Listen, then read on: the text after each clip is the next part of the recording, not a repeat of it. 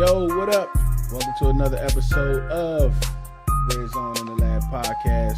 That is RITL, also pronounced Riddle. I am Deuce, that's Deuce. Today, we're going to talk about yesterday's game for sure. We're going to talk about the press conference from today and some things I've been hearing around the grapevine that we're going to talk about.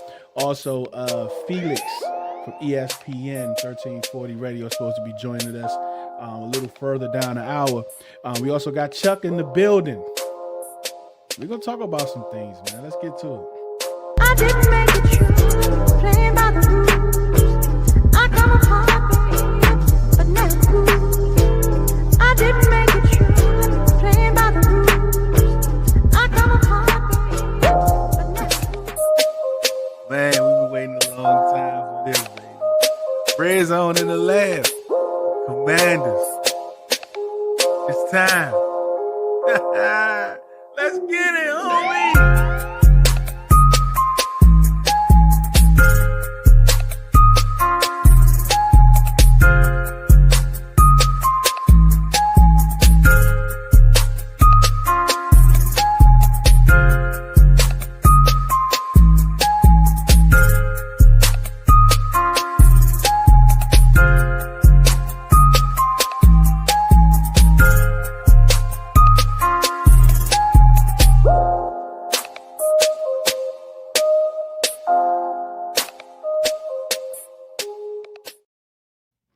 Yo, what up?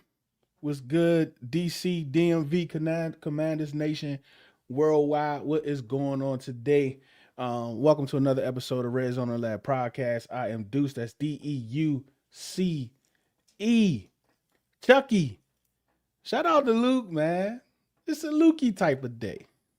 Oh boy. We'll take it. Bro, it's kind of like, it's kind of crazy when we think about Luke, right? Because this whole thing about Luke, like, I think the issue with Luke is the not press conference, but the video of the phone call, right? Like, you know, everybody's looking at like AP, you know, the family, he only picked him because of this, and that. You know, like, I call AP his godfather. Right, like I call him his godfather, right? But like when we talk about Luke and like he was drafted, he was a reach. Like, we have to remember that we didn't have a 4th round pick, and most experts had him middle of the 4th, late 5th, right? So like when we draft, because we didn't have a 4th that year, right? Because he had the 3/3. We had the last pick of the 3rd draft. So like, I always wonder what would we call a reach. But anyhow, either way, right?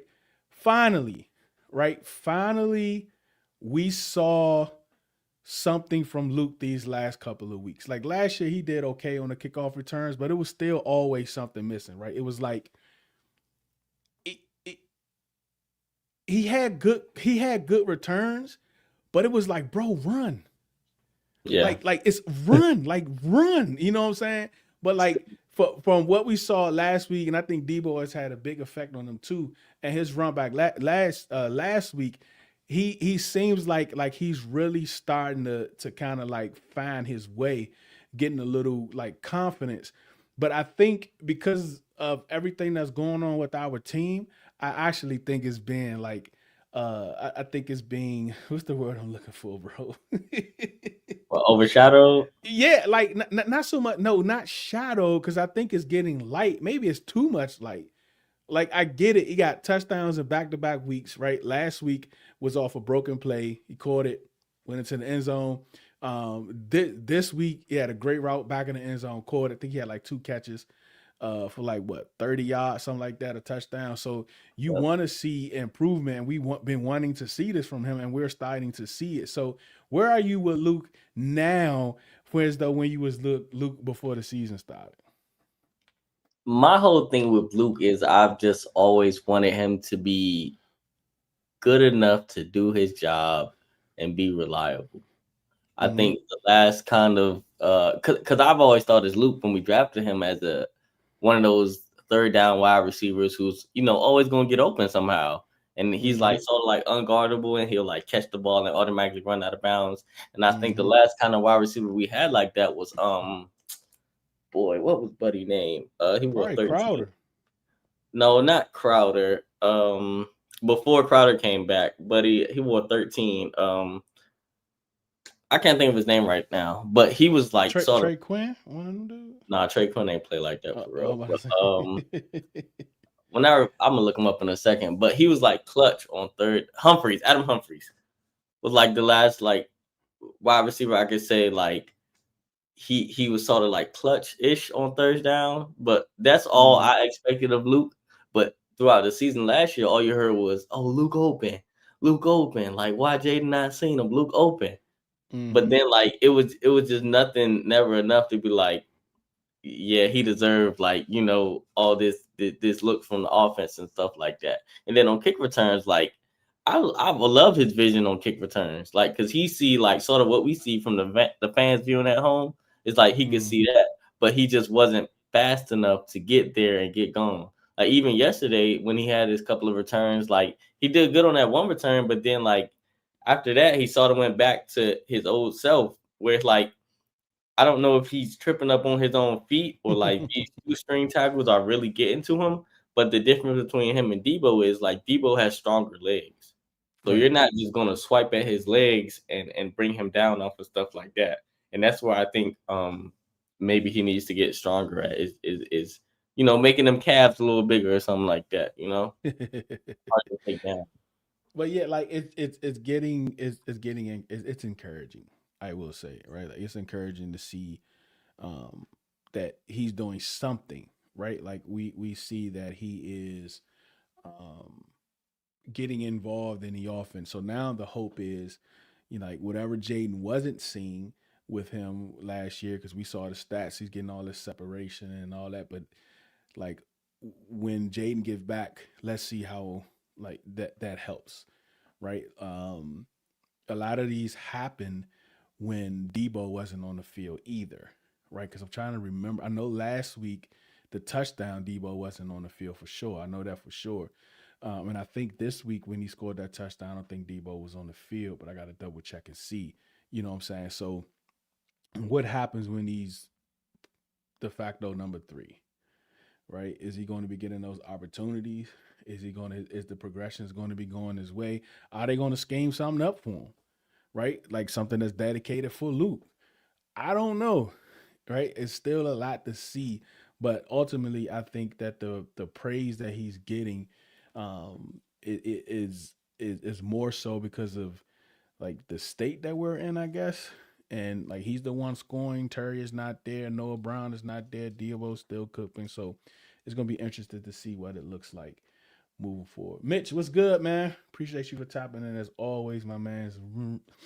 Mitch, Brandon, what's good? How you feeling, bro? He's getting opportunities because of injuries, and you're right. And you got to make the most of it, right? When you get these opportunities, you got to make the most of it, regardless of how they come. You don't want injuries. You don't wish injuries on anyone, but at the same time, this is football. Somebody's going to be injured, and if you're a player that's backing someone up, and not even so much backing someone up, it's so much is if you're not the focal point and an injury, kind of much catapults you into that, you have to take advantage of those opportunities. And I think he's doing a good job of that. Let me see what we want to talk about. I don't know if I'm Dan Quinn or let me see. I feel like my mic is super loud. Is my mic super loud? I'm still trying to get it together. Like, can you hear these papers in the background? No, not really. Okay, good. Adam Peters, right, in the roster. I know, like, we talk about talent a lot.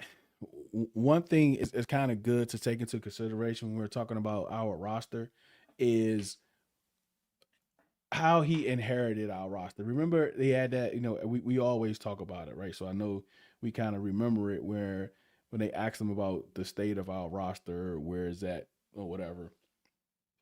And the look he gave, like, you know what I'm saying? I forgot exactly what it was. But like, this roster was in a bad place, Chuck. It really was. I think the only thing good about the roster is that it wasn't expensive, right? It wasn't expensive. That's the good thing about it. But it really wasn't a whole lot to keep from those, in a sense where it's like, okay, bet we got these players we can build. Like he had to really kind of gut it and rebuild it out, right? Right. Outside of like Payne, McLaurin, Sam Cosme, Wiley, because we talked about this yesterday, and I'm gonna ask you too, Chuck. I'm gonna come back to it, but like when you think about our like the first round pick specifically, right? None of them was on our team no more, right? From the old era, like we didn't have any first round picks, right? Right. Like we don't have to focus, or we don't even need to focus on fifth year options until Jaden's come up. Yep. That's insane. And they just picked him last year. And then when you look at that, and you look at the rest of the drafts from the old regime, a lot of those guys are gone. And one guy who came on the show before, last week or week before last, he was just putting in the chat all the players that Ron drafted that's no longer on teams anymore. Not our team, but on active rosters anymore. Yeah. Like that is crazy. So when you think about that, so now it's like, why are we so old? Right? Why are we the oldest team in the league? We're the oldest team in the league because you get younger through the draft. And because we don't have like players that we've drafted over the last 3 or 4 years, we have to go to free agency. And what's in free agency? Older players. Yep. So like that's why we are older. It's not that he's just going out there getting old people. You understand what I'm saying? It's just that like that's what's out there. And you got to go with what's out there. And he's not just getting 30-year-olds, right? He's getting some 26. Igbo was what, 25? Just to somebody just to think off the top. Right? You know what I'm saying? 28. Huh? Savage, 28? Yeah, Savage is 28, right? So it's not like he's just getting old people, but at the same time, when you go to free agency, it's going to be older players. It's going to be older players. That's just what it is, right? But I do want to ask. Oh, look, look at this dude, South, bro. South, yeah, even the thumbnail, he doesn't look real confident. You know what it reminds me of? Our show Tires. What's the dude name on Tires? I forgot what his name. Not Shane Gillis, not the star, but the other guy. The cousin, the one who's the manager of the store. That's who Luke McCaffrey remind me of. Hey, Carlito. Appreciate you, bro. Appreciate it. We gotta go rock and roll for my man Carlito. Thank you, Carlito. Rock and roll, baby. I gotta get better theme music for the super chats. I don't know if this is working. Like, and then I don't have any hair, so it's like it's really not rock because I don't have any hair. Get you one of them little fake Jamaican hats. Yeah, I got. You got some music though. I appreciate you, Carlito, man. Thank you so much, bro. But yeah, great point on the cost factor. They may be aged, but they didn't break the bank, and that's another thing. Even though he's bringing in these older players, he's not giving them crazy contracts, right? Like he's giving them 1-year deals, 1 year in and out, 2 years small. He's not giving them big deals because he understands that I need to be competitive, but I can't lock these guys in long term because I need to get younger. Like he understands that these dudes are old, bro. Older. Do you think last year's playoff run messed up? AP? Yeah, it did. Right? Like they even mentioned it after the season, right? AP, Dan, Josh Harris, they all mentioned that they didn't expect the team to do what they did. They didn't expect Jaden to be that good. Right? They didn't. So like that's why he made the move for Marshawn when he made it. And I also think they was going to trade John Allen too, if he didn't get hurt. Remember he got hurt like a week or two before the trade deadline. I absolutely think they were going to trade him. right? And that sped up the clock. Then when you fast forward to the off season, trade for Laramie Tunsil, you trade for Debo, you pick a tackle first round in the draft to build up the trenches on both sides. I absolutely think that the clock was sped up at least by a year. Chuck, what you think? Yeah, it's basically what we've been saying. Like no one expected us like to be in this situation where now we got to play. We talked about this in the offseason. We got to play both sides now, where we still got to be competitive in the NFC, and then we also have to continue to build this team. Like, and that's why you see some of the moves that we're making, like the Debo trade, the Tunsil trade. That's mostly so we can stay competitive in this NFC to try to get back to where we was. But also we getting these young guys like a Amos, a Madrano, the Lukes, and stuff like that for building in the future. But I think I had asked this like, how much of this teetering are we going to do between building the team and trying to stay competitive, and how is that affecting AP? You know, Yeah, because he's taking the heat for a lot of this, oh, and he especially should. that Marshawn thing. Yeah, he should. Right? It's his job. It's ultimately his decision. It doesn't matter if the coaches say, "Hey, look, I need you to go get that guy. I need you to go." All right, yeah, I get it, but it's going to be on him how this roster builds out for sure. But that's why I was saying we have to give him. I mean, you don't have to if you want to, like be your own person. But it's good to give him some grace, bro. Give him some grace. He came in and inherited nothing, right? So Chuck, get Deuce the Hardy Boys theme song. I gotta make sure I could play it though. Yeah, That's the copyright stuff. other thing. Yeah, I gotta make sure I can play it. What's the question mark for Brandon? Did I miss something? I go back if I miss something. Dog Tide, why you not on YouTube? I'm not speaking to you. Till you get on YouTube. Trying to order this food. All right. So that's. Oh, I wanted to go back to the roster, right? So yesterday we talked about. This is my thing. If if there's a player from the old regime that AP either extended or resigned, they become AP guys, right? Yeah, Right. They become AP guys, right? So at that point, they're not Ron guys anymore. They're AP guys, right? Because he signed them or he extended them. How many players are still under contract from the old regime? from the old regime. Yeah. All right, dog. You got an excuse. Be careful, man. Who is it? Payne, Payne. Quan, Who? Yep. Payne. Quan. uh, Chris Paul. Chris Paul. Wiley. Yeah, Right. Wiley. It's not. They paid Cosme, so it's not Cosme. Right. Nope. Not him. That's four. Revo. Nope. They They just they extended Revo. Revo. They extended Revo. They extended Percy. Mm. So you can't count them. I thought we got to five yesterday. John Bates. Thanks, Jake. Bates. John Bates. Yep. Who else we got? Yeah, Payne been here a long time. So I think that's it. That's five. Yeah. That's five.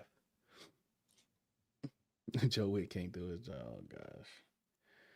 Oh gosh. So stop it. Yeah, Payne from the Gruden. So those are five players. So like it's no more like you're choosing, even though like I just gave him the excuse about like having to take this roster from where it was to where it is now. I think the roster is so much better now than what it was. But at the same time, like this is your team now. You've built this team the way that you've wanted to build it up to this far, up to this point, regardless of the reasons why. This is your team now, right? So there are no excuses. This is your team now. So I think we get the misconception like, oh, this is Ron guy. No, once he extends them or resigns them, they become his guys. And it's what, five? We counted five players. So they are his guys.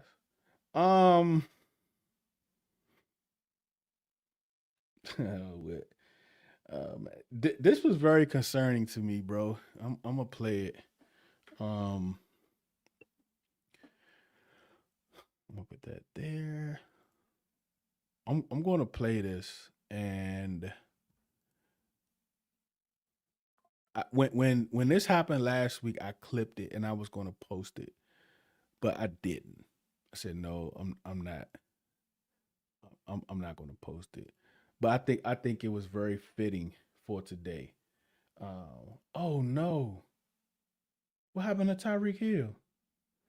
And Jake, why you not on YouTube?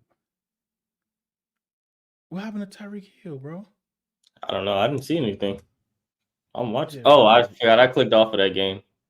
He said Rick Hill is done for the year. Oh no, It's been a nasty year, man. nasty, bro, nasty.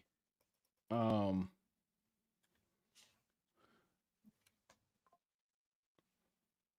all right, check this out.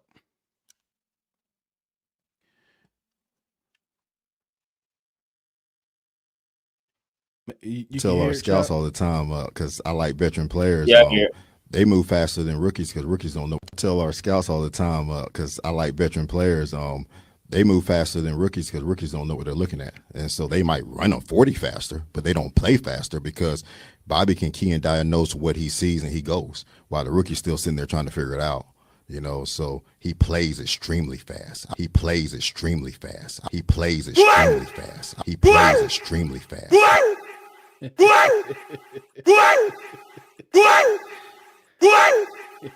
Tell our scouts. Bro, like, what does that mean to you? Like, no way, huh? So like, No way. cause I seen the clip a couple times when he posted it, and I went back and watched it a couple times too. Like it, like in my job we call it a single point of failure, right? So if that single point of failure goes out, you are cooked like beyond measure. And that's what I feel like we have with Bobby Wagner. Like he's the single point of failure, and if Lord forbid anything happened to Bobby, we are cooked. But that goes back to explain the point of yes, he's a veteran, but he should be teaching.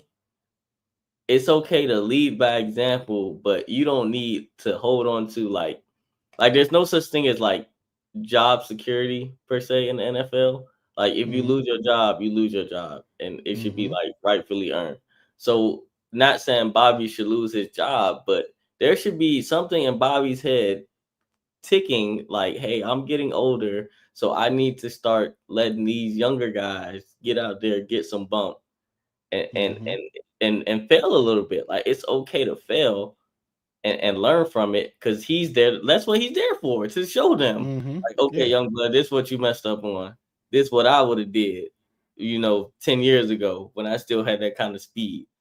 It's no reason for you to be out there getting burnt in coverage because what are you showing the younger guy? You get what I'm saying? Like, Yeah, so most it's definitely. it's no reason for Bobby to be the single point of failure. And if Joe Witt wants to die on that hill, cool. Your job right now is dependent on Bobby Wagner. That's what you're telling me. Because you don't want to make no changes and try out different things.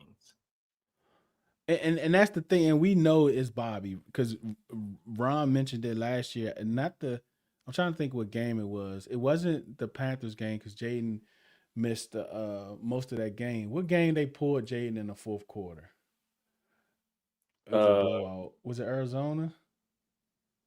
I don't even. I don't remember, but like a lot of the star players came off, but Bobby stayed in there. And Dan Quinn mentioned after the game, he was like, "Yeah, Bobby just don't want to come off the field. You can't get him off the field, bro. You're the coach. Like they have bicycles on the sideline for him to ride on if he going to if he going to tighten up by missing 2 plays, bro. At some point, like you said, you got to start getting these guys ready behind them. But then again, I ask, are those guys even ready? Because if they're not ready, if they're gonna be worse than what Bobby is, you might Why? as well just Why? stick with Bobby. Tyreek Hill look happy. He got. I don't know. I'm gonna have to dissect that later. He All like right, so written on the card, but my bad. I got to see that. So Brian said, I kind of wish we didn't make, and this is the thing, like I don't wish we didn't make it. I love the run. I'm glad we made the run. It gives Jaden a lot of experience about playoff atmosphere. Dan Quinn, Adam, like gives those guys those. But I think the one thing that what happened is that the record, the record made it seem like we were uh like what am I trying to say? The record made us better than Then what what we we really was. were. Yeah. Right? That's what I don't like. That's what the issue with the fans that we don't see. Right? Because Jade masked a lot of things. This is why when they talk about him not being able to get to the level of player that he was his rookie year, I always ask, well, what stats? Right? What are the major statistical categories? What did he do so well in that he won't be able to get back to? He didn't break records as far as yearly records. He had a whole lot of moments, right? He had a lot of games itself, right? I know like the completion percentage, all of those things was not like, wow, I never seen that before. As far as the whole year is concerned. Some games, yes. Like, I mean, he got a Hall of Fame game out of week 3 from what he did, right? So when you think about that and like the third down conversion, fourth down conversion, all that stuff, yeah, I get it, right? But that's also a team thing too, right? But like yards and rushing yards, rushes, like all of those things was not something where it's like, wow, how did he do that?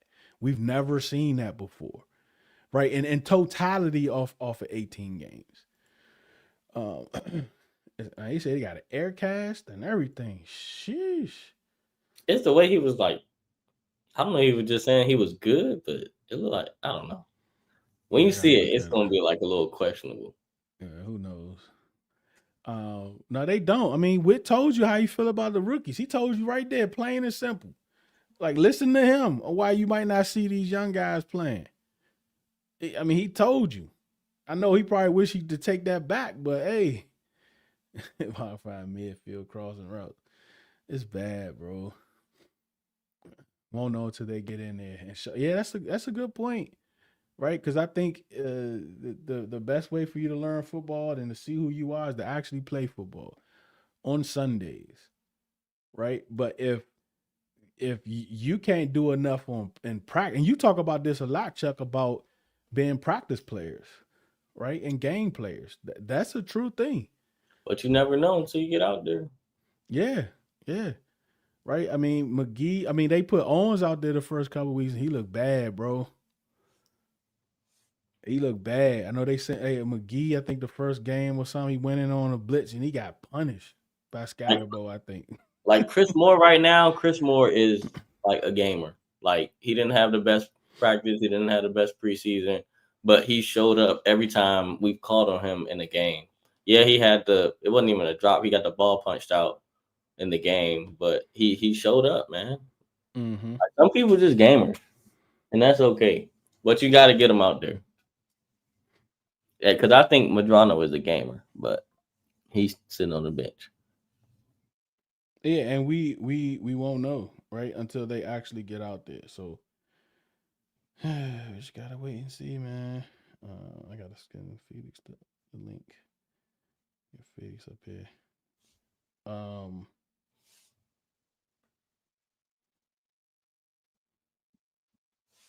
We gotta see what it looks like for sure, and we won't know.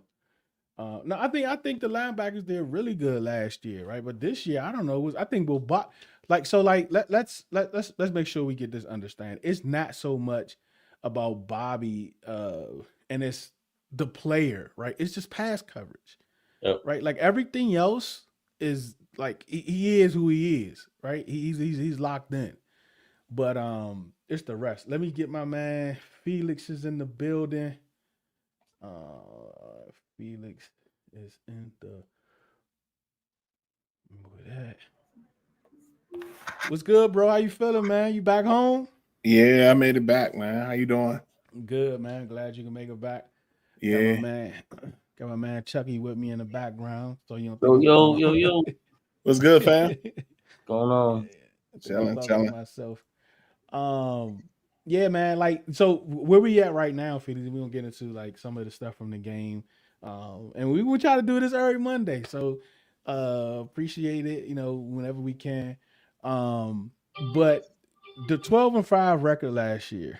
Do you think that was because someone had mentioned in the chat, about, man, wish we ain't do, but I think it's more so the record kind of mask like who we were, like Jaden really masked who the team really was last year, right?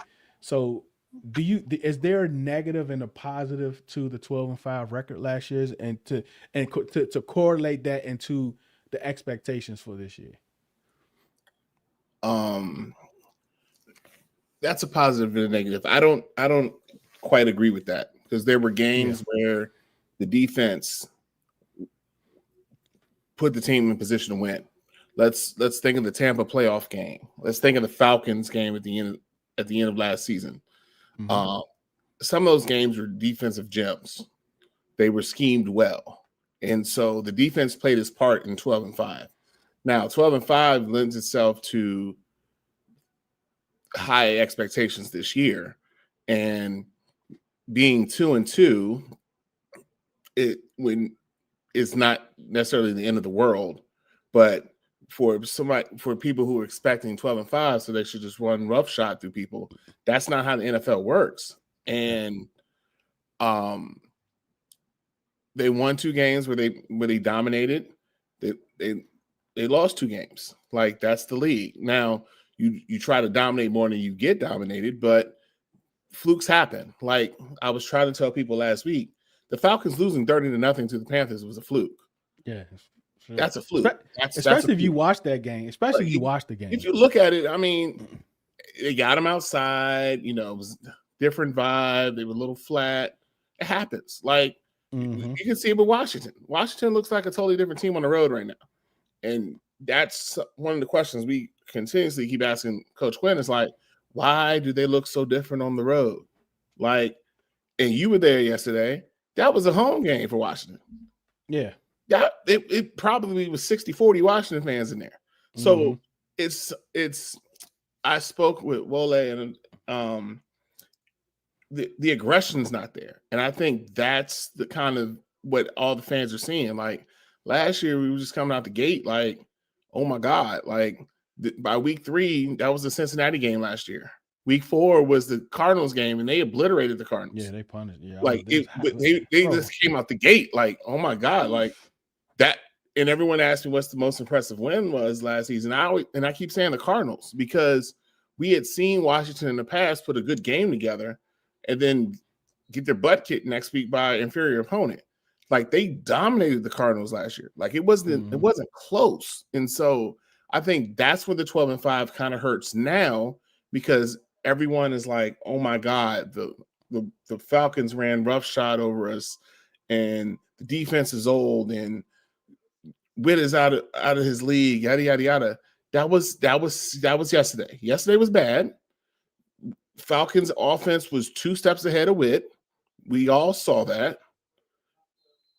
But it's not like the season's over. It's still September. Like, there's a lot of season left. So are they where they need to be? Absolutely not.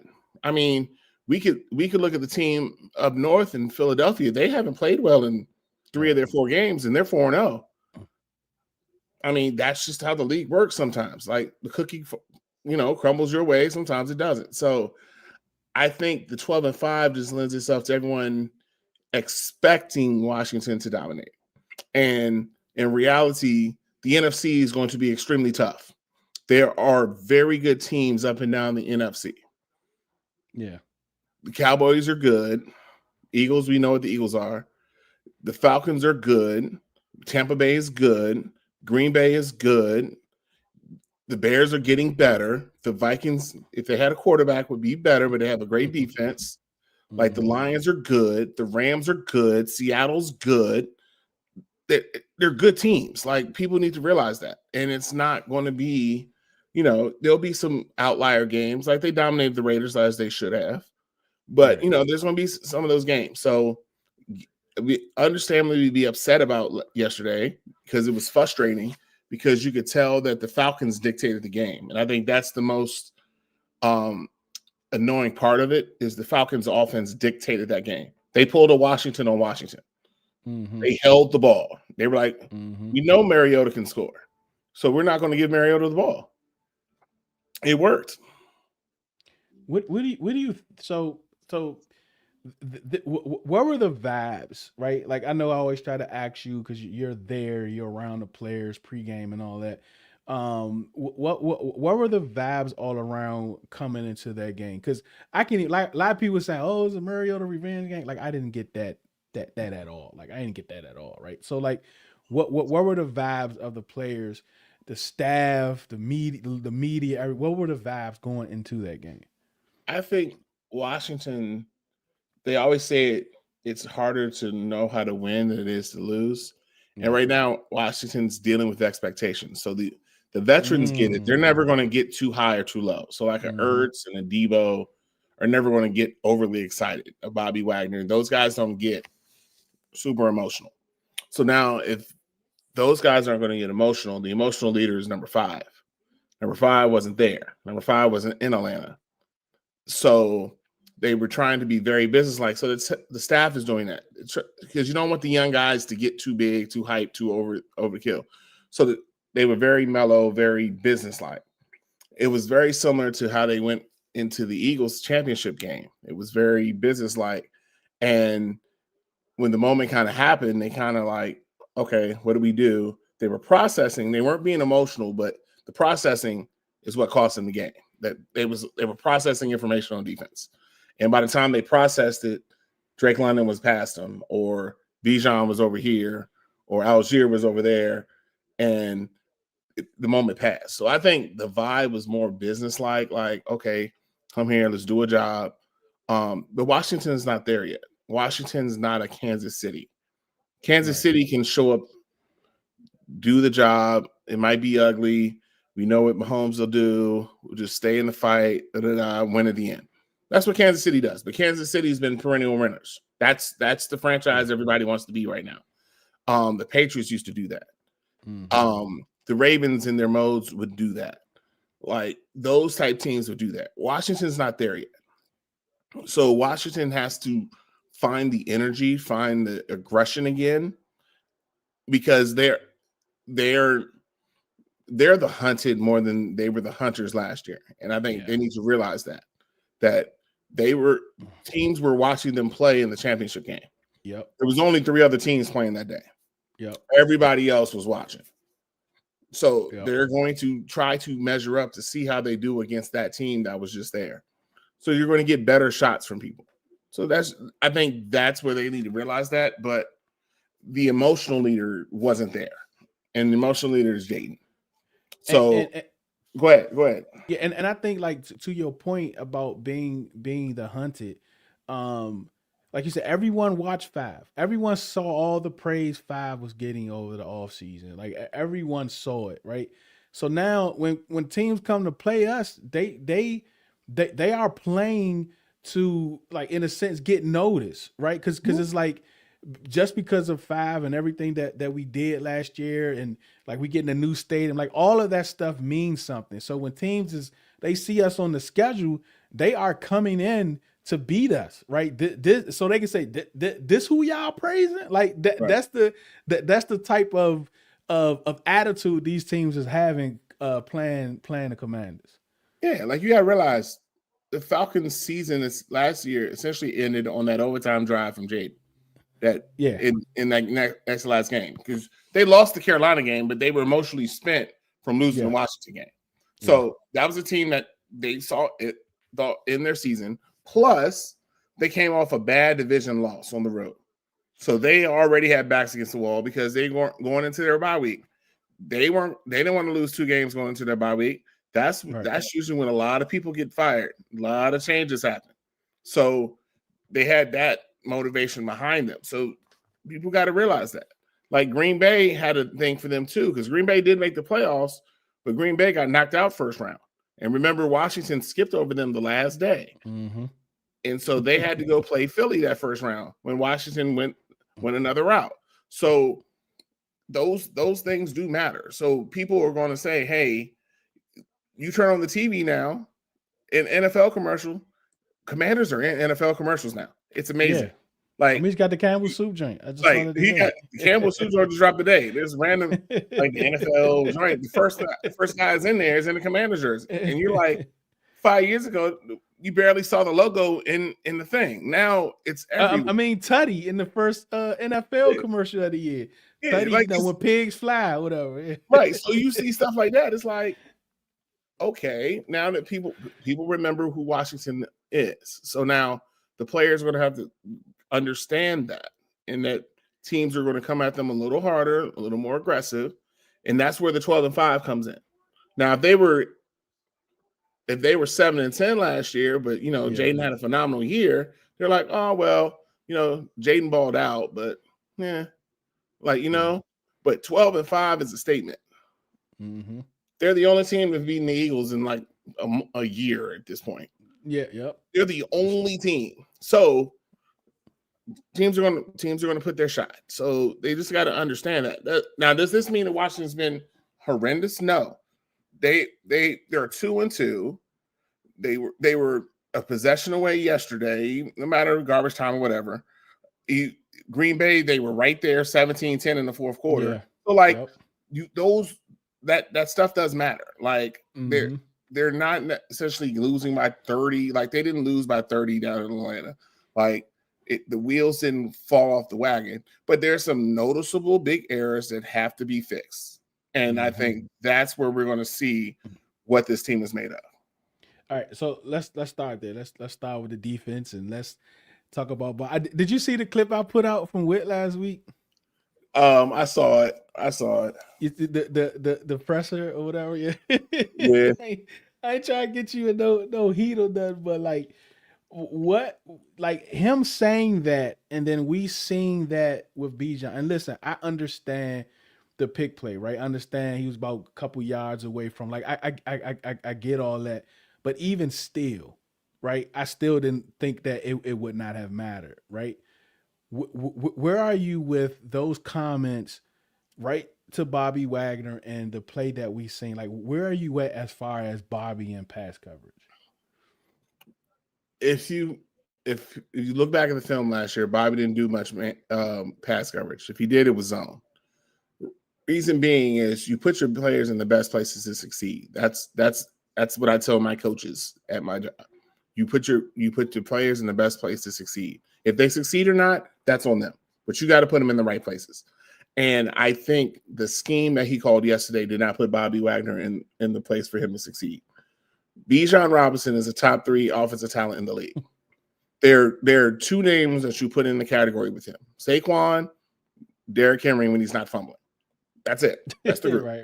Then it drops down to Jonathan Taylor and a couple others. But Bijan is different. And I'm speaking that as a Texas fan. I saw him 3 years at Texas. I know what the kid can do. Atlanta finally realized what he can do and utilized him effectively yesterday. So they were able to dictate to the Commanders that Wagner would be isolated on Bijan Robinson. And that is the fault of Joe Witt. Now, last year, if you watch the film with Atlanta, there was a lot of blitzing by B-Wags. On those passing downs, he would be an inside blitzer, a delayed blitzer, or he'd play like a spy zone because Penix didn't really run that much. So you just gotta have him in spy zone where he's just eyes the ball, where he can be effective and make the plays that he makes. Washington didn't do that. And I think part of that came from the challenges in the secondary, and it really comes from not having Chin anymore and then Harris being hurt. And that linchpin just changed a whole lot. I think in Witt's mind, now I don't have this guy. Let me back off. Let me not give up the big play. Let me make them grind down the field. And they did grind down the field, but they also were able to hit the big plays.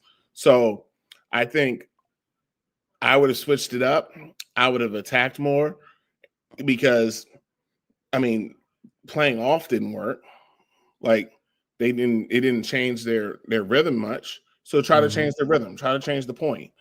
Like overload blitz, because I wanted to ask Coach Quinn this today. I wasn't able to in his presser. They only had one sack yesterday. They had 2 QB hits. Washington, if they get 2 QB hits, are going to lose games. They're going to lose games. And I think you just got to turn the heat up. Like, go for broke. If it's one-on-one and they make a tough catch, you got to live with that. But I think the sitting back, don't get beat over the top allowed you to get nickel and dime and then still beat over the top. Because now you got to break that first tackle. You have to make that first tackle. And too many times yesterday, Washington was in position, which means that's not Joe Witt's fault anymore. That's the players on the field's fault. And they missed tackles. Like Reeves, I love him to death. He had about 4 or 5. He was in position behind the line of scrimmage. That's where that play has to be made. You had Vaughn on that one touchdown. He's there in position. You've got to make that play. Didn't do it. There was others. Quan had a few where he's ducking his head down. He kind of missed that tackle. So a play that was going maybe 3 yards is 7 yards. 2nd and 3 and 2nd and 7 are 2 whole different ballgames. So blame goes to Witt, but then Witt was also seeing what he saw and was like, well, I can't just have him out there getting exposed, which is also his job. So I think he takes the lion's share of the blame, but the players do as well, because there was a lot of times Washington was in position and didn't make the plays that were in front of them. Like, you got to do that. Like, you have to make the plays that are presented in front of you. And that ain't gonna work. And I think off man just doesn't work. Those corners are not off man corners. And the other big boogeyman in the room is Marshawn Lattimore. He don't have the eyes. He don't have the eyes to play off man. That's not his thing. Okay, cool. Press up, make him bump and run the whole time. See what happens. And go for broke. If he plays bump and run for 3 weeks and he's still getting beat, then you had a discussion to move on. If he bump and run and he makes some plays, maybe a flag here and there, but he's physical, and then that's what he needs to be doing. And live with the safeties behind there. But I think you have to change it up. And the off man is not working. You don't have those corners that you had in Dallas. You didn't have the Diggs and the Wooziers and those guys who could play off the ball and see reaction guys. Yes, we don't have reaction guys. We have press physical guys, and that's what they need to be doing. Yeah, press man. It's been a lot. Like we had conversations today, and you see it all over the timeline about like the percentage blame, right? Like for me, I understand it's both, right? It's players, it's coach. And Emmanuel Acho, H-O, however you pronounce it, I usually don't agree with him with a lot of stuff. But he said something over the weekend where he was like, either the coach is coaching it or he's allowing it to happen. Right. So I was like, oh, that's all right, H-O, you know what I mean? Where are you with as far as the separation of like, does Witt have the talent that he needs to run his defense? Like, where are you with that as far as the blame game in a sense? It's not playing to go around because it's a team sport. So not one person ever loses a game. So let's start there. I think what he's missing is in Dallas he had a game record. So you had your base defense, but then there was a game record, and that game record wore 11 in Dallas. The man's now wearing 1 in Green Bay. And so, before you go, I want to say this because a lot of people think that he ain't do this and do that yesterday. People don't realize he literally made the play of the game yesterday when he tracked Dak down, and that's something that not everybody in the league, only the elite of the elite, he does it to Jaden all the time, right? Like, he's one of the few that can catch Jaden on that. Exactly. Because we've seen how many times we've seen Jalen roll out and guys are near his heels, but they can't get him. Mm-hmm. Like that third or fourth down in Tampa, that third down where he runs on the right and the guy grabs his towel. Yeah. Like, that's different. But like that's the difference in his defense. There's no game record. Now, there's very few of those that exist. I spoke on this yesterday. Quinn's defense in Seattle, Legion of Boom, was a very simplistic defense. It was very simple. You had your 4 guys up front. You had 2 massive corners who mauled receivers. You had 2 safeties who would just obliterate anything that came over the middle. You had Bobby Wagner and I can't remember the linebacker going sideline. It was very simple. They ran 3 coverages: cover 3, cover 4, press. That was it. And Legion of Boom dominated for years. And it was a very simplistic defense. Joe Witt's going to have to simplify the defense. Too much communication. Right now, what you have can't handle it. They can't handle the pass off because the first play of the game, Amos missed the signal for Reeves, and that's why Pitt's first play or London, whoever it was in the slot, it was wide open because they missed the signal on the motion. Take that away. Outside, you get the furthest person out, carry him out. Inside, you take the first inside, next you take the next, whatever. Simplify it. Run 3 or 4 things and run it well. I think that's what the defense needs. Just simplify it, do a thing. So the scheme he wants to run, he doesn't have the personnel because he doesn't have the game record. And I think they're going to have to do some more different platooning. Like on the massive line worked. Like it worked against the Giants. They couldn't run the ball. It worked against the Raiders. They couldn't run the ball. But Bijan isn't that type of running back. So now when you do play action and you got Kinlaw and you got Payne and you're not generating the pressure on Penix, because Penix had a couple times on like that deep ball to Drake London where he stood as a statue. I mean, the boy ain't sweat. His do-rag ain't move. I mean, you would have thought he was standing on the blocks, huh? Like he was just there because those big guys can't generate that type pressure. So, hey, Johnny Newton, let him play. Like Luvu, line him up at edge and let him rush the quarterback. He had the only sack yesterday.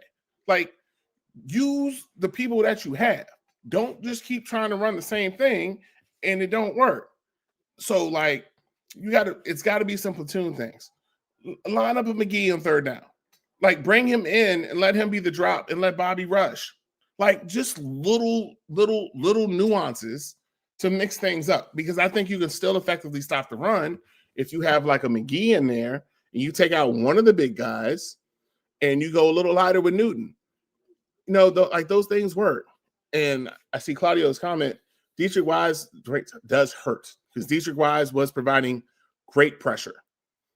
You saw him dominating that Giants game, and he was doing it in the Packers game until he got hurt. So I think that one hurt too. But I think that's some of the things that Joe Witt can do. Mix that lineup. You have pieces on that line. You can get lighter and faster. Like there's times when you need those heavy lines and all that stuff. But yesterday wasn't the day. Wasn't the day. So I think that's schematically mix up the players that you do have and then simplify the defense. That's the easiest way to say it. So you mentioned Luvu, and like after the Packers game, I kind of looked because I was like, man, he's still getting there, but he's missing tackles. So all last year he had 21 missed tackles, right? Mm-hmm. After the Packers game, he was on pace for 42 missed tackles. What do you think is going on with, you think, like you said, is he processing too much? Does Quinn got like, he's in coverage too much for me. It's too many times I see him away from the action. And this guy, like, he needs action. Like, he's like wrong. Like, bro, he needs that. He needs action. He needs action. He's a linebacker that needs the contact and needs to be in the play. So there are games where he's kind of schemed out or he's in position where he's not affecting the game and he can get disinterested. And that's where you get those mental lapses of missing tackles and stuff. That happened in the Green Bay game where he kind of was just like chasing around because they nullified him to a very good extent. And it's still like let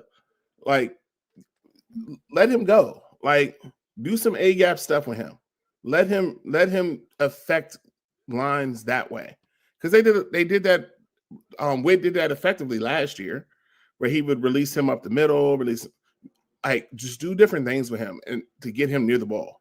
So I don't know. Like, he looks healthy, he looks fine, so there's nothing physical. I just think, Joe Witt's not using him as effectively as he could. And that's a problem because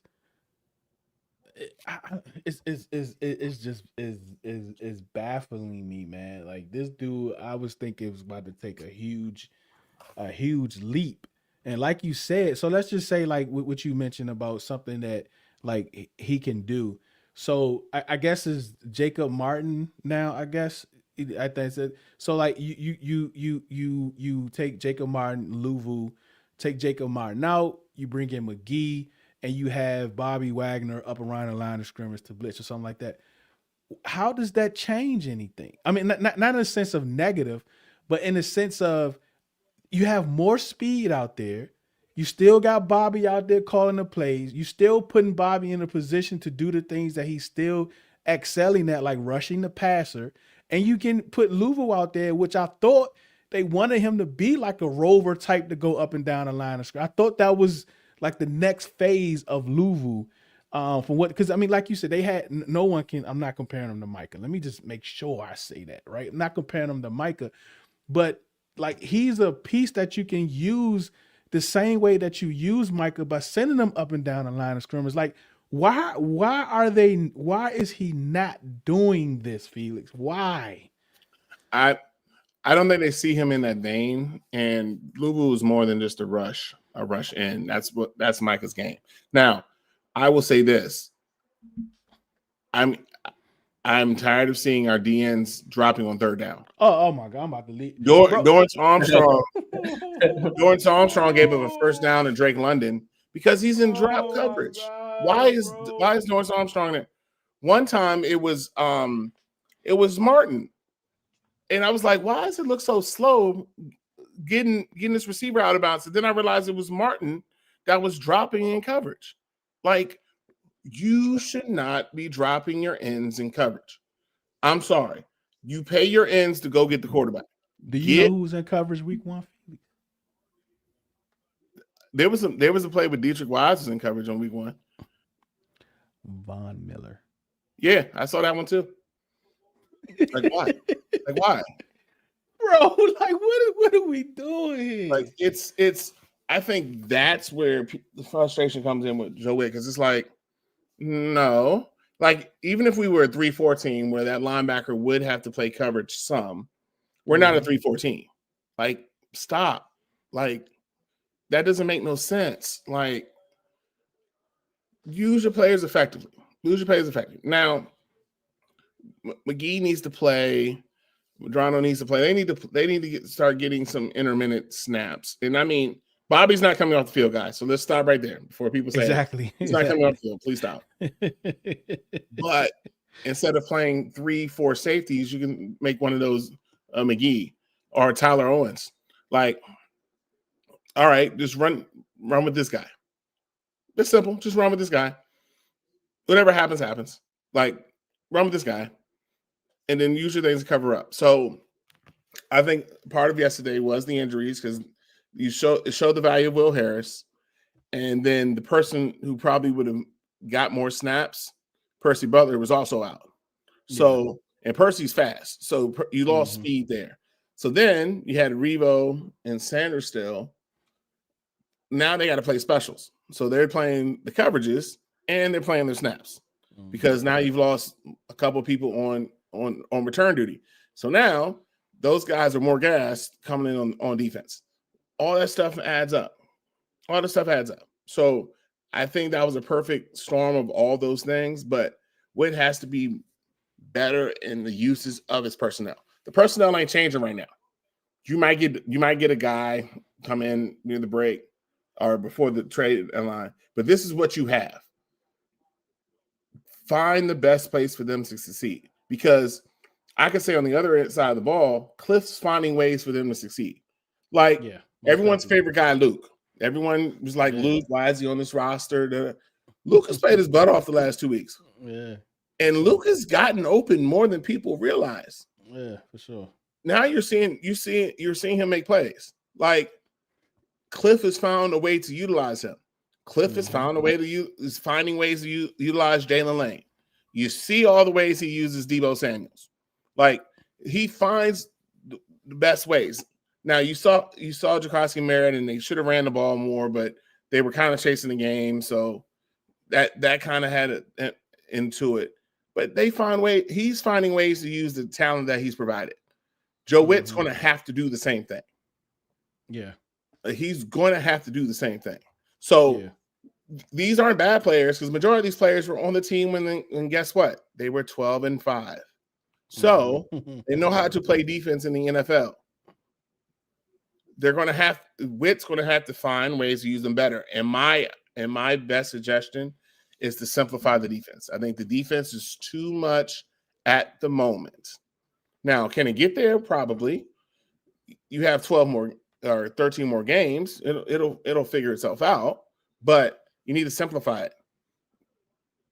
For sure. But you're also not going to face a talent like Bijan Robinson until you play the Eagles. And that's another. Like, you got to realize that. Like, you're not going to face another talent. Sure. Like, Bijan's different. Like, that's a different cat. So, grain of salt, Herbert's a good quarterback, but he's a stationary quarterback. Now, can you change his point of attack? That's what the game plan has got to be. But how quickly can you implement that? Because you just got back home, going to have practices, then you got to leave early because you're going on the West Coast. Yeah. It happens. Yeah. And it's not too many. It's maybe three middle linebackers that can maybe cover that play with Bijan. I mean, it's a great concept with that flood. He has to get through the mesh, but like, it's going to be a hard cover. I'm thinking more safeties. Like, you're going to have it's more safeties that would have to cover that. Yeah. Because he's just different, bro. I mean, it's hard as a middle linebacker to get there. I don't think there are middle linebackers today that's really going to cover him on a route like that. And his hezzy is very NBA-ish. I mean, he hit a stutter. I don't know if you remember this play, dude, but there was on a third down, he did a wheel, but he kind of stuttered, and Mikey was right there with him. And he stuttered and took off, and Mikey was like, oh my God. And it just happened to be Lattimore just happened to see it, and he undercut it and knocked the ball down. Like, but if you watch Bijan on that route, he kind of comes out and he hits this little hezzy chop, and Mikey can move, and Mikey got feet stuck in the ground, and next thing you know, Bijan had accelerated again, and he was way behind. So he's different. Yeah, definitely. Bijan is different, and I think they're going to find ways to utilize him, but that's the one time you got to see him. So, yeah. Just to stay with the defense a little bit, like, how are you feeling about the Darnell? And just like you said, look, you're gonna get a player here and there, but they're not gonna be too much of needle movers. But Darnell Savage is probably the first like traditional free safety that we've had. What do you think? I know he was in on that one play. It looked like he didn't know what he was supposed to be doing. So there's another communication thing there. Remember, he just got here. Right, exactly. So, and you would expect for the guys that's already been here to tell them that's a different story. What do you think? Do you think he's going to have an impact on the team as he gets caught up to speed? I think he will, because he's the first real traditional free safety Washington's had in a long time. All their free safeties have been strong safety converts, or like, what was the boy's name? Came from the Dolphins as a corner, but he played safety. Dang, I was just looking at highlights the other day. He ended up going to the Giants. He ended up going to the Giants after here. Bobby something. McCain. Oh, Bobby McCain. McCain. Yeah. McCain was a converted corner. What they used to call him, Bobby. But yeah, either way, Bobby Two Shoes. Yeah, Bobby Two Shoes. Well, that's funny. Like, I feel that he will be a true free safety, and that'll allow Quan to play downhill more, which is where Quan should be. Yeah. Quan can be that now cover-ish safety, play more in the box kind of safety, and Savage can get over the top. And I think that's been missing because you tried to make it Quan, and Quan's not quite it. And then Percy was doing it, but Percy eyes would always betray him. I think Darnell Sapp would be the one that would actually be able to play that because that's his natural thing. He's been a free safety pretty much since high school. So he all the way through college, through the pros, that's what he's done. So I think that'll help in those cover ones where he's deep in the deepest and can be that range, and has the closing speed. So I think that'll help down the road, but it's going to take him a while to get up to speed. That play was right after the huge Bijan play. Reeves catches him. He is gassed. They got to pull him out, but now Atlanta's with the momentum. So they're like, he's just all over the place. And then that's not really his fault, but he's thrown in there at that moment. But that comes from Reeves playing specials and Reeves playing all those snaps. And it was amazing to see him walk Bijan down. That was crazy. That was tough. But he threw his body out on the line for that. And so now you got a guy who's never been, that was his first time putting on the Washington jersey, playing behind a rookie who's only in his fourth game, trying to get signals right. And that's why Bobby Wagner's on the field, because he's the one that's trying to communicate everything to everybody. So it's all connected. Yeah. So DT had a question earlier about the clock management for one, and the hesitation of like the fourth downs, like, because I think they can be successful with Mariota also, but like, do you think there's like they just came into the season like, hey, look, we're not going to be as aggressive, even though they've been having kicker woes? I know Gabe was perfect yesterday. Inside kicker, man. I know. That's all he should have a good game next week. Next week. That's right. Inside, baby. That's right. I don't know if he can last to 20-30, but hey, that'd be good for him if he could. 70 degrees, baby. 70 degrees. But like, what do you think is going on with Quinn and clock management? I think it's a little off. I think the last two games it hasn't been Jaden. And so they have such a reliance on Jaden's super ability in those moments to process and to move and do stuff that they may not have in Mariota. I think they trust Mariota 100%, but in some of those things, do we really want to do it? So like this game, they got the ball, they were way backed up. So it's kind of the, let's get a first down, maybe let's get two, let's see if we get there, then we go. And that's where they kind of were getting to that turbo pace, but they didn't get there because they didn't get that next first down. But it does seem off, like it seemed even ragged with Jaden on earlier in the season, where it was just off. And it's weird because that's the situations they always practice. They practice those. A minute 35 on the clock, ball on the 25, get here. They practice those scenarios a lot. So I feel that it should be more Washington's bread and butter, because Washington's offense has always looked the best when it's no huddle. And it's essentially what that is. And so I don't know if they just didn't want to press it yesterday because they were going to get the ball first to start the second half. So you don't necessarily have to panic. And it was a one-score game. So and then the Falcons almost inexplicably gave it back. I have no clue what they were doing. But I just think it's just off. And I think you'll see more of that just because I expect a fully healthy Jaden coming back next week and to get some tempo back, because I think Washington's offense is even better with tempo. Even better. Yeah, I agree. Here's another. What do you think about the amount of snaps Bill is getting? Is it enough? Is there something he needs to do to get more? They're taking Bill along slowly. They're not just trying to get him out there, get him battered, get him hurt, all this stuff. Remember, he missed some practice this week. He was sore. He was beat up from the Raiders game. So they kind of do a platoon thing. They'll start with one and they'll go to, like they started with Rodriguez yesterday, and then Bill got some work. Then McNichols came when they were doing the 2-minute. Then they went back to Bill. Then they went to Rodriguez. They kind of mix it up. They want to show it. Cliff likes to show a different style running back. So you saw Rodriguez on those counters, that inside counter tray and all that stuff where he had the big run. And you see Casemiro on those more inside zones. His reading ability and pressing the hole is very similar to Bijan. You can see him kind of wait, and then he finds a slither and hits a gear that very few people have. So, but I think it's more of just bringing him along slowly. Like I think they know he's the most talented running back on the roster. I think that's known, but it's the little nuances. It's the blocking on passing down, picking up protections. It's he didn't play a year of football, so now his body's got to readjust to playing football. But he's also playing football at the highest level of football. Like he's not in the Pac-12 anymore or the SWAC. Like as much as I'm a SWAC guy, I guess I got to be because Cook was in the SWAC now.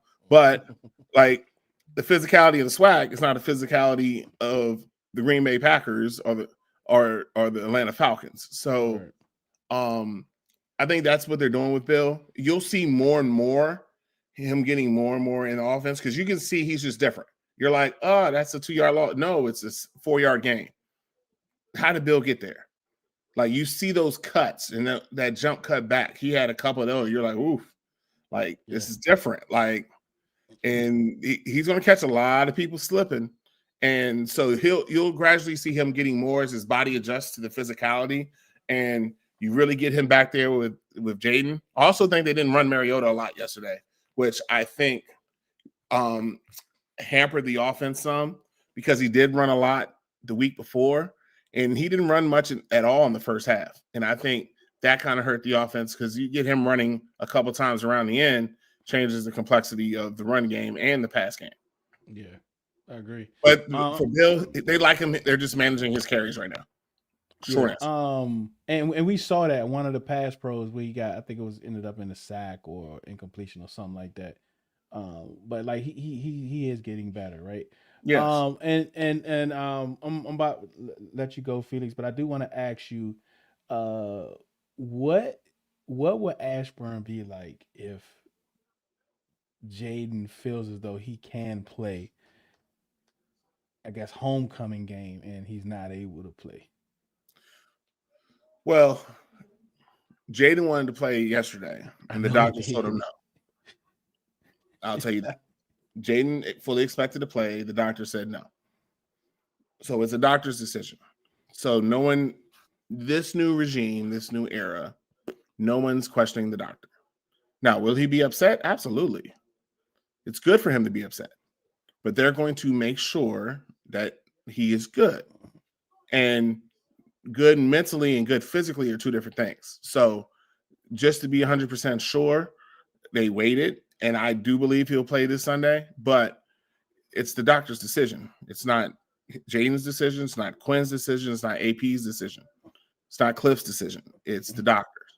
The doctors clear him, then he will play. But I do expect him to play Sunday. So who has that? Like, how does that hierarchy work? Like, is AP over the doctors, or the doctors? Like the doctors report to coach and AP and say such and such and such and such. Okay. But the coaches, if they wanted to, they could overrule they could him. But this regime's not. Yeah, I get that part. Yeah. Now there's probably where they may overdo it, and the player might say, "I want to go," but that's essentially how it works. The training staff and the doctors have markers of where they want people to hit, and if people don't hit those markers on Wednesday, Thursday, and Friday, they're not playing them in the weekend. So I saw Jaden on Wednesday and was like, okay, looks like he's ready to go. And then we didn't see him Friday. It was like, oh, that means something. And like we found out he wasn't playing. So he didn't hit all 3 markers. Man, I would love to know what those markers look like. I mean, not just for him, but you hear Quinn talk about it often, even with Cosby. Like, I thought he was going to announce that they were what is it called? Opening up the 21-day window today, right? But they didn't. So you think we'll hear Wednesday, or no? I still think it's next week after they come back from LA. My target date for him was always the Bears game.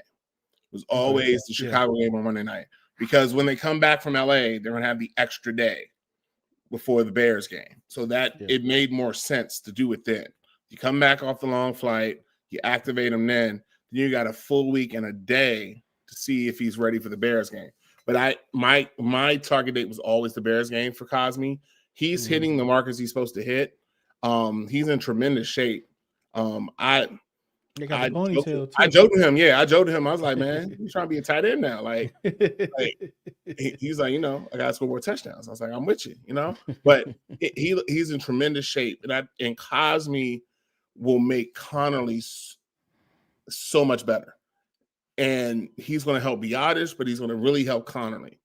When Connerly gets to line up next to Cosme every play and know those things, that's when we're going to see Connerly take the lead because Cosme's there. So my target has always been the Bears Monday night game, as that's where he comes back.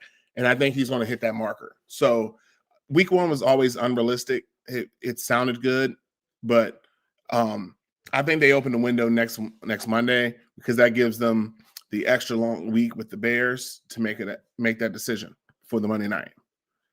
All right, that's Felix for the day after on Monday. Chuck, you got anything for Felix, Chuck? No, you know what's crazy? This man literally said everything that that we were like, if we were to talk more today, I would have said. But he literally said everything I was gonna say. Like that I didn't say in spaces earlier today, but everything that was making sense. So I appreciate you, bro. No problem, man. For sure. How do we listen to you? How do we find you on the socials, Felix? My name's in there, Beat Commander 2407. If you're in the Richmond, Hopewell area, I'm on the radio down there. 96.9 to 1340 AM. You can see all my content there on 1340am.com. You can see my content there as well. Check me out. Always love the chat. I won't be going to LA. I'm not going to LA, but we'll be going to Dallas in a couple of weeks. That'll be fun. But yeah, hit me up. Follow me on all the socials. I love to interact. I love to talk ball, man. What time? When? I'm sorry. On radio. What time? Tuesdays and Thursdays at 5 p.m. All right. I think we should get the 1340 up here, right? AM, I guess. All right. Appreciate that, Felix. Appreciate you coming through, man. I know your time is very valuable for you to spend some with us. I absolutely appreciate it, bro. Not a problem, man. Y'all take it easy, fellas. All right, man. Appreciate you, man. Yes, sir. Take care. Yeah, man. Is that the Audacity app? I'll ask him. I don't think so though. I think it's regular. I think it's regular radio. But they got radio on like apps now. So yeah, he would just have to probably send the link out or post the link. Oh, it's a link. I'll try to get him to send it tomorrow if I remember. Or the website for the station, I think. Yeah. That was some good info, man. Like a lot of times, like the closer you can get to the players and the coaches, the better. Right. That's why we always try to have some of the reporters up here to kind of get like a different, because they hear stuff, right? Like they're standing beside the players, they talking with the players.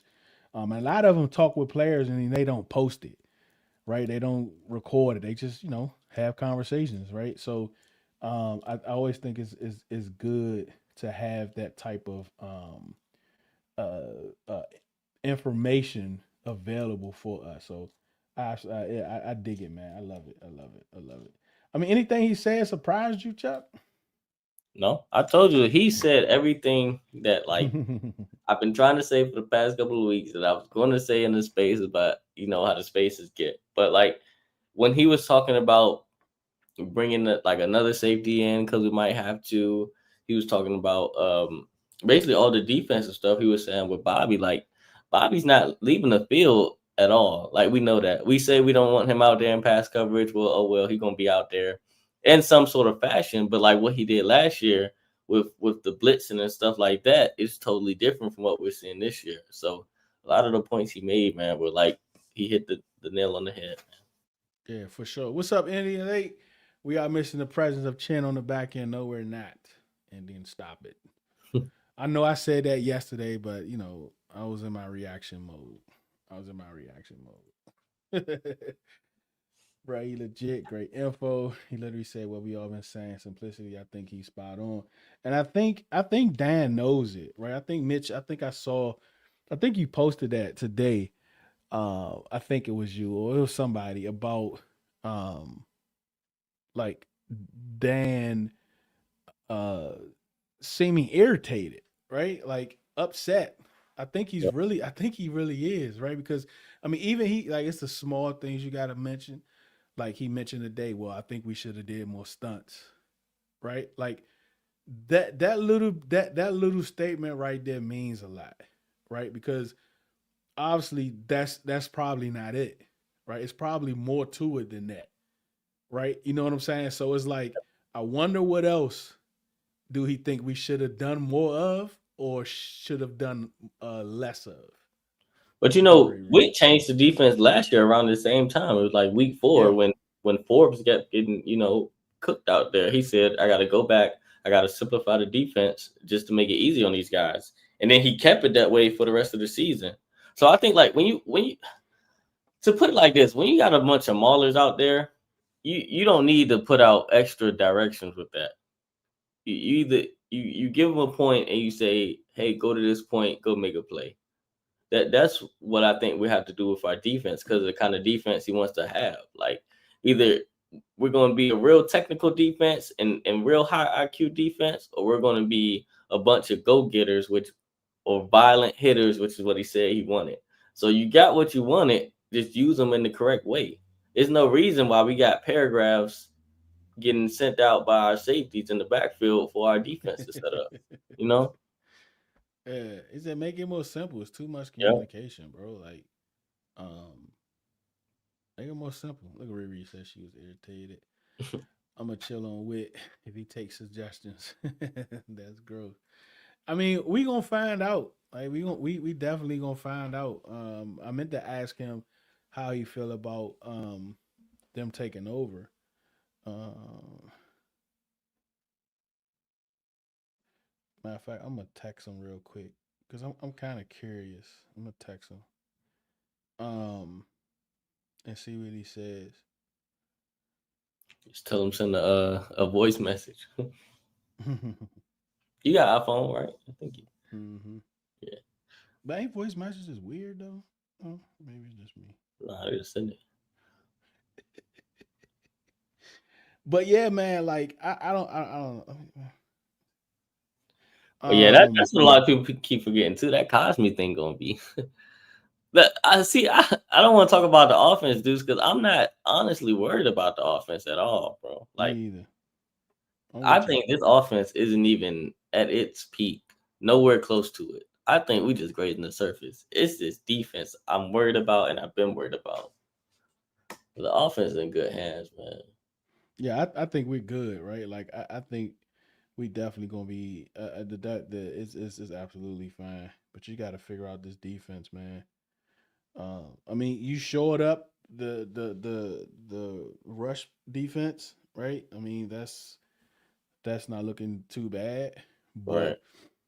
I mean, the pass, right? It's like, well, you can't stop the pass, then we just gonna keep throwing it on you. You know what I'm saying? So that's like where we are now. But I think like what he said makes sense, bro. Like Rush Luvu, like he needs the action. He needs to be in that box. He needs to be in that box, right? So and rush him, right? Bring in McGee, put Wagner around the line of scrimmage, right? Send him. He's been very effective at that, right? And have McGee. I mean, you got running backs coming up that's not, as dynamic. I mean, it's not too many that's more dynamic than Bijan, right? So this is the time before you get to those teams with dynamic running backs like Jameer Gibbs and who else we got coming up? A Chain and I don't think he's that dynamic, but he's crazy fast, right? And then of course Saquon, like all of those dudes, like this is the time to get those dudes reps. Like get them some reps, man. Especially against we got Devontae Smith coming up. We got the Williams guy from the Cowboys who's a speedy back, sort of hard to bring down.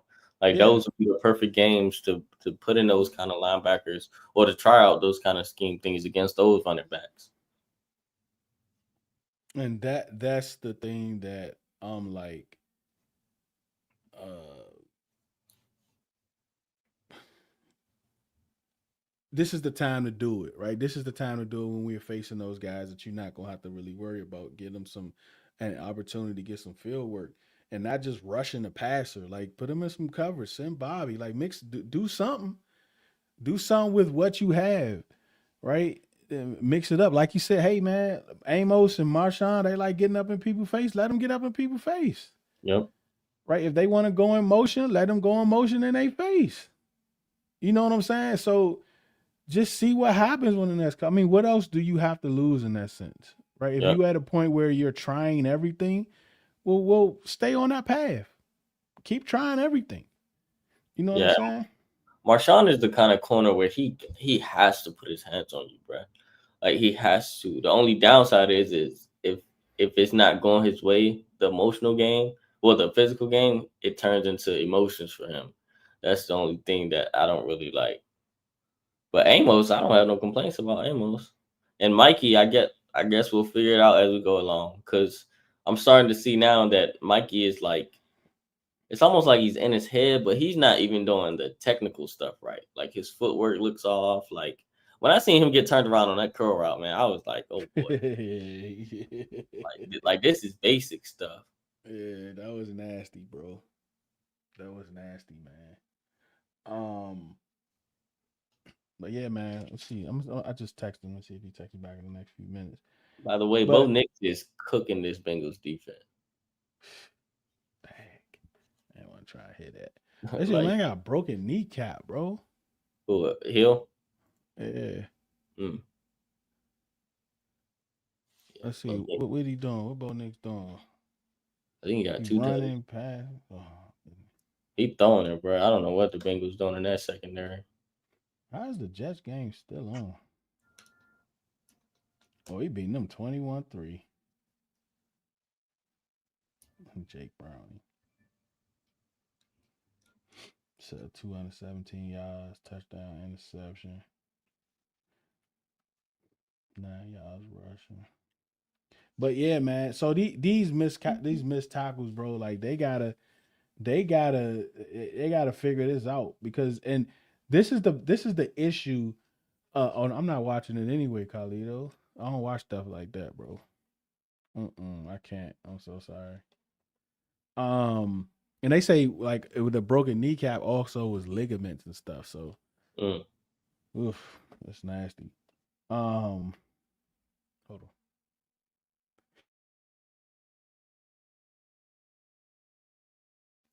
Yeah, excuse me. The missed tackles, like the thank you. The frustrating thing about missed tackles is they're getting there, but they're just missing the tackle. That's what's frustrating. So like that's the part that's not on the coach, right? Like all day I've been saying it's both of them, right? It's both of them. I'm not going to debate about the percentages and everything, but it's both of them. And this is one where it's the player. You're in the right position. You're where you're supposed to be, and you missed the tackle. Like Von Miller, for instance. You're right there where you're supposed to be, and you miss a tackle. Right? On that run when he was spinning around and twirling and falling in the end zone, we got like 4 missed tackles. Right? We had a couple in the backfield. You're right there. Yep. Right? But you're missing the tackle, and that's on the player. That's not on the coach. That right there is on the player. That's why it's so much to go around, bro. Like it's hard for me to come up with a percentage because you got to look at every play and say, okay, I'm put this on the coach. But at the same time, that same play, you could tell that one of these your D tackles or somebody had 1-on-1 and they couldn't even move. Right? So it's so much involved in one play that it's very hard to be like, it's this person's fault. It's this, but a missed tackle is right there in your face. And they coming at the worst moments. Like I think that Von Miller joint was what, a 3rd and something, where he just whiffed trying to get to the quarterback. So all right, so he said, I'm not sure he goes into straight play calling, but he'll interject himself a lot more. That makes sense. So basically, the game plan he's going to be more involved in on how he wants us to look, the players, positions, and stuff like that. That makes sense. It might get to a point where like Dan just hands him the script and say, "Call this," and that way he knows what's on the script, and he can just call up to the booth and be like, "Okay, no, don't run 10, run 12."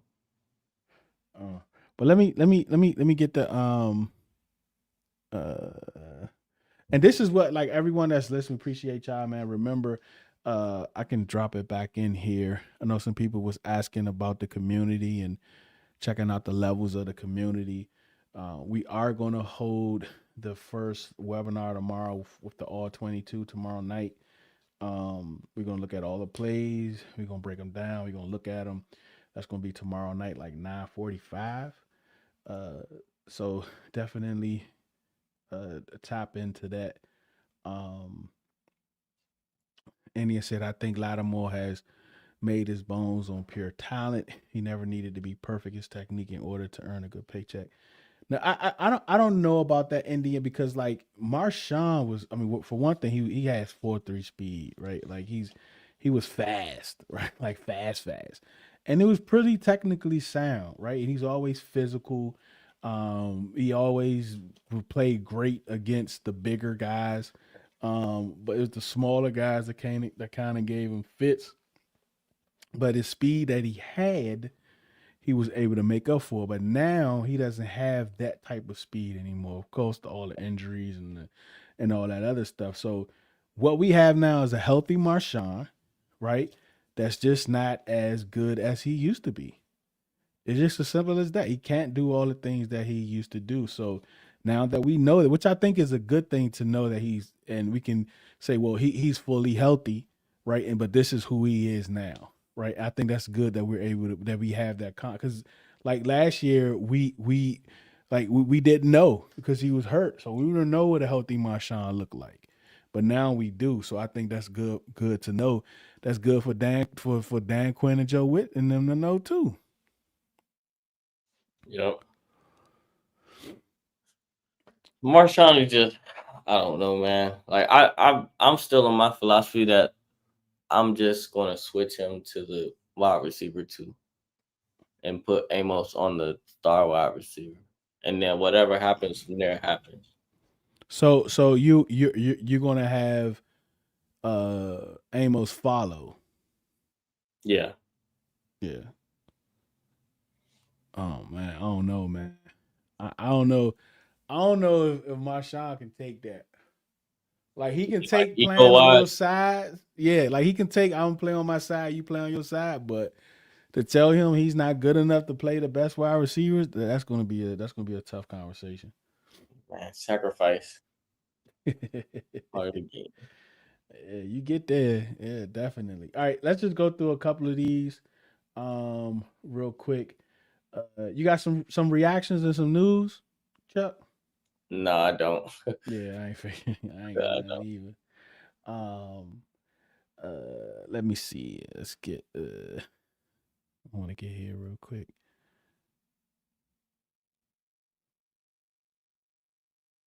This is about mistakes, repeated mistakes. How we operate. Yeah, you want to do both.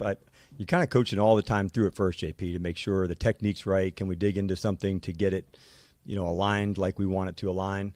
Then the second thing you want to see is there repeat, issues that could come up, whether it's scheme or player. And now you have 4 games of work as opposed to, 1 or 2. So that's what I want to make sure we don't miss on these opportunities. Like you just acknowledge we're, roughly 1 quarter into it, and some of the things that I like, I want to see more of. Some of the things that we need to improve upon, ball hawking defensively to get better into that space. Third down on offense. Those are some things that we can now shine a light on to make sure. Let's give that some extra attention, knowing that's going to be really important to what we do. Make sure. What did he actually say, bro? And so Afternoon. I think there's a fine line between like Chuck. He said something about ball hawking. Like, how do you at this point in like I He guess in got a Marshawn's Jumpman hoodie career, on. like how do you improve ball hawking at this point? And then like this game sort of isn't built for ball hawking per se. This game is sort of built for don't let him catch it over you.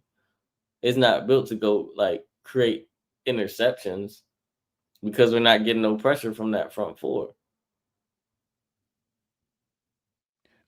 So he also said most successful head coaches aren't calling plays too much to manage. I know some are, especially on the offensive side, but I wonder what that looks like on defense because is the Seahawks is he calling the defense?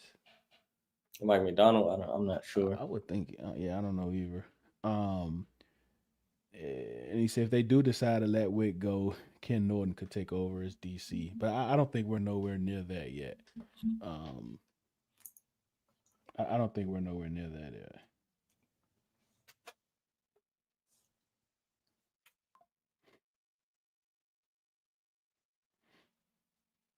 We need to learn how to jump on the football. That's what we need to learn.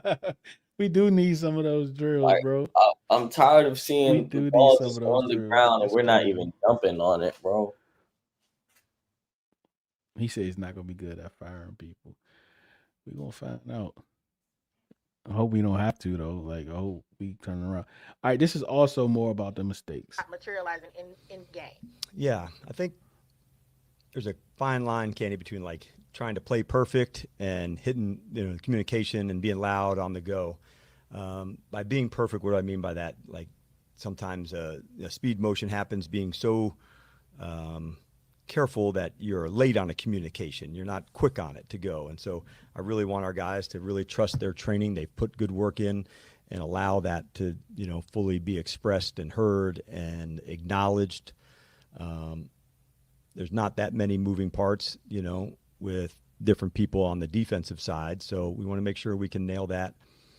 It could be as easy as communication could have been, you said it, did I receive it on a call when somebody's going quickly? It doesn't always mean like in motion or in the one. We had a pressure that didn't look as good.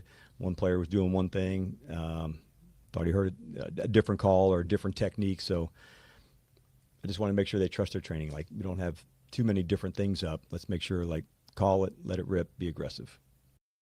And let it rip. I don't know, man. Like the dude got a Jumpman hoodie on. Has he worn anything other than a Commander's hoodie? Who, Dan Quinn? Yeah. I don't know, man. I know that's something nobody. I'm about to lose all my money to the Commanders the next couple of weeks. You betting big? No, I'm talking about I'm getting the salute to service gear. I'm getting the yeah. You about to breast go, cancer gear. Yeah. Yeah, man. It's.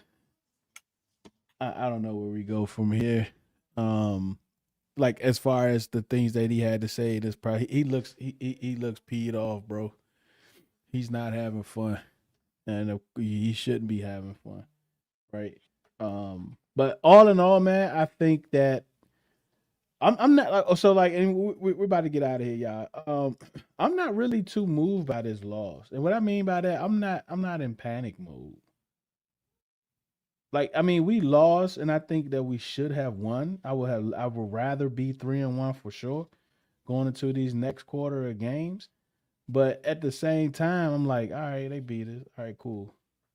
Right? And maybe it's because Jaden wasn't there. Maybe because Jaden didn't play.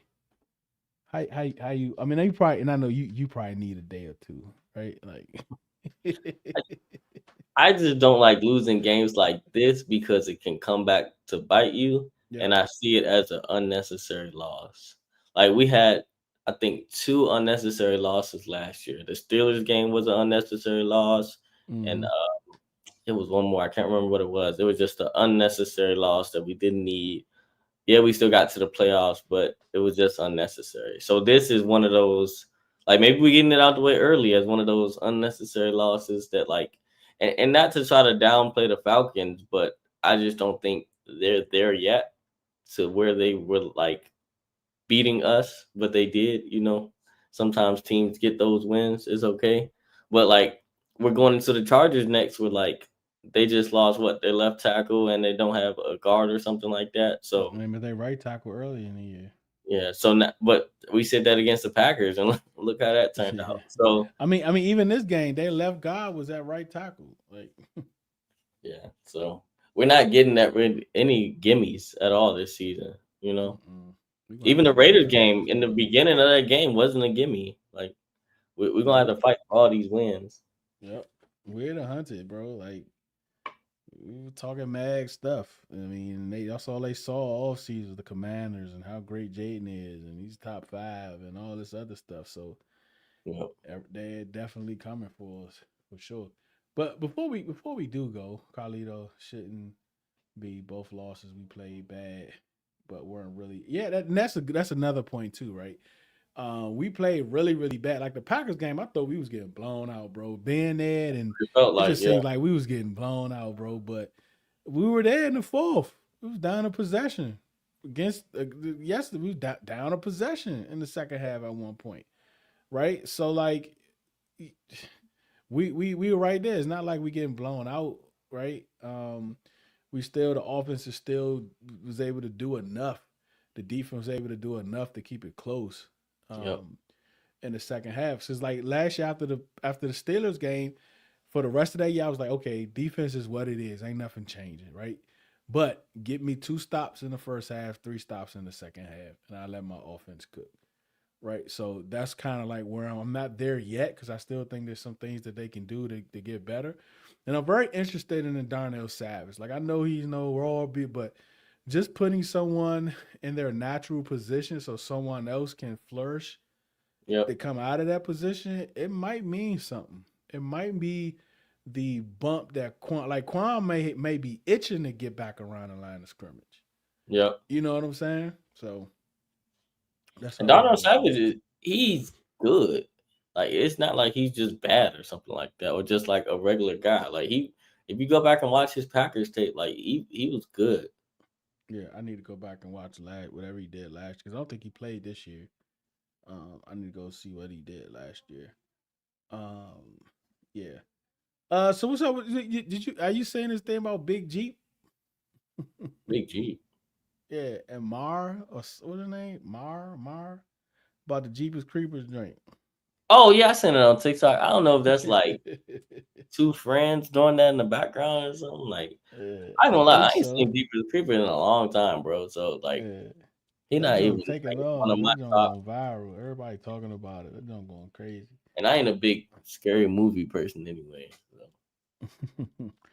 So. But yeah, like Jeepers Creepers is different. Like I don't know if a lot of you out there have watched Jeepers Creepers before. Like I really like the second one. The second one it started off with them chasing them in the truck or whatever. The first one was really good too on the school bus, but like the second one was really good. The third one was good, but it started getting a little commercial, right? Yeah, like getting a little commercial. But Yeah. bro, watch Jeepers Creepers, bro. Like this dude doesn't die. He literally takes like if he misses something on his body, he literally gets it from other people. He got somebody else's eyes, somebody nose, like whatever it is. He's different, bro. Like, but I think that's one of those movies. And I at first I thought it was like a PR thing, like they might be coming out with another one, or maybe it be coming. I'm thinking because as viral as it's gone, you're probably gonna see it on Netflix sooner or later, bro. Yeah, bring it back. Yeah, you're probably gonna see it on Netflix sooner or later. But that's all we got, man. What you got, Chuck? I ain't got no real news or reaction for y'all. The WNBA playoffs is tomorrow at I don't know what time, but it's tomorrow, game 5. Asia Wilson trying to go back to the finals again against the Indiana Fever, who probably are supposed to be in this position without key players that they don't have. But game 5, winner takes all. Who is that? So they don't have Caitlin Clark right now. They don't have Chloe Bibby. They don't have Sophie Cunningham. Sydney Colson got hurt. Art McDonald got hurt. A lot of their guards got hurt early in the season. So has the wave gone? The Caitlin Clark wave, has that like succeeded back? Honestly, I think it's dying down. Like with her getting hurt early in the season, like I don't see as much like what it was, like why some people were watching the game. I think now people are actually watching the game to watch the game. You still have those fan favorites and stuff like that, but I think it's dying down where she can just be like, she still be a superstar, but just like a regular superstar. Not like Miss WNBA. Right. Got you.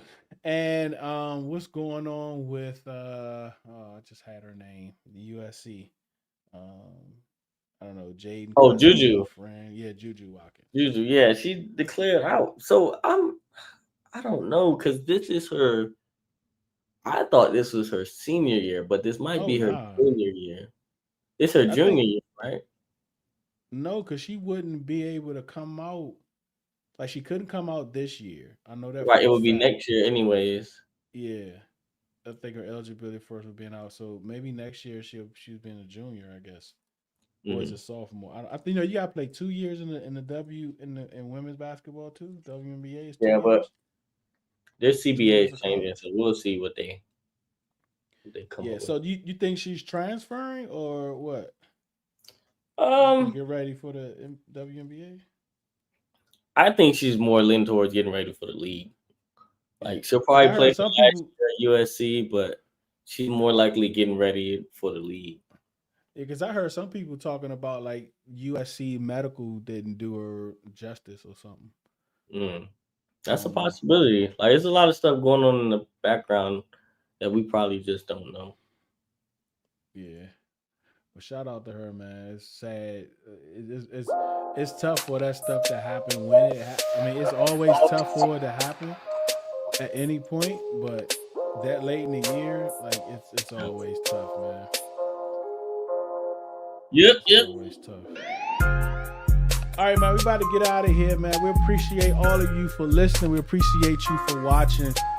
Remember, if you're not subscribed, please subscribe. Please share. Please retweet. Whatever it is that you do, wherever you see this at, please get it out there. We appreciate it. We appreciate your time. We know your time is very valuable for you to spend it with us. We absolutely appreciate it. Remember, do it because you love it, not because it loves you. One beat, one sound, one heart, one love.